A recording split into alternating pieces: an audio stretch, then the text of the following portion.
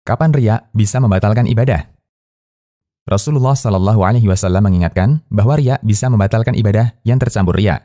Dalam hadis dari Abu Hurairah radhiyallahu anhu, Nabi Shallallahu Alaihi Wasallam bersabda bahwa Allah berfirman yang artinya, Aku paling tidak butuh sekutu dalam kesyirikan.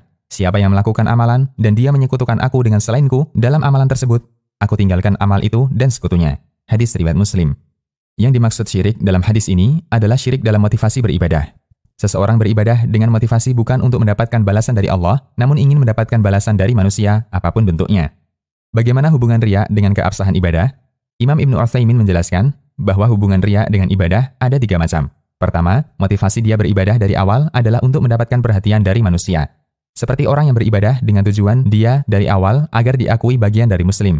Riya ini membatalkan ibadah. Kedua, dari awal niatnya ikhlas, namun kemudian muncul riya di tengah ibadah. Ada 2 keadaan untuk kasus ini. 1, ibadah yang dia lakukan bukan satu kesatuan. Seperti membaca Al-Quran, sedekah, belajar, mengajar, dan seterusnya. Misalnya, orang membaca Al-Quran dengan ikhlas sebanyak 1 halaman. Tiba-tiba muncul riya ketika membaca halaman berikutnya. Maka 1 halaman pertama yang dia baca dengan ikhlas, statusnya sah, sementara bacaan lanjutannya tidak sah. Atau orang bersedekah 50.000 ikhlas, kemudian dia bersedekah lagi 100.000, tapi karena untuk pamer. Sedekah yang pertama sah, dan sedekah kedua tidak sah, karena tercampur riya. 2, ibadah yang dikerjakan satu kesatuan. Batal di akhir membatalkan semuanya. Seperti sholat atau puasa, dan seterusnya. Ada beberapa keadaan untuk kasus ini.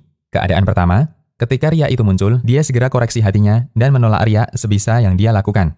Dalam kondisi ini, riya tidak memberikan pengaruh apapun bagi ibadahnya. Karena lintasan batin riya semacam ini mustahil bisa hilang dari manusia. Ini berdasarkan hadis dari Abu Hurairah radhiyallahu anhu, Nabi Shallallahu Alaihi Wasallam bersabda yang artinya, Allah memaafkan bisikan hati dari umatku sampai dia ucapkan atau dia amalkan. Hadis riwayat Bukhari dan Nasa'i. Keadaan kedua, dia menikmati munculnya riya ini dan tidak ditolak. Dalam kondisi ini, semua ibadahnya batal dari awal karena ibadahnya satu kesatuan. Sebagai contoh, orang yang sholat dengan ikhlas, namun ketika di rakaat ketiga dia riya dan dia tidak berusaha menolaknya, maka sholatnya batal dari awal. Ketiga, muncul riya setelah selesai ibadah. Semacam ini tidak mempengaruhi keabsahan ibadah dan tidak membatalkannya. Karena salatnya selesai dengan benar dan tidak menjadi batal gara-gara munculnya riya.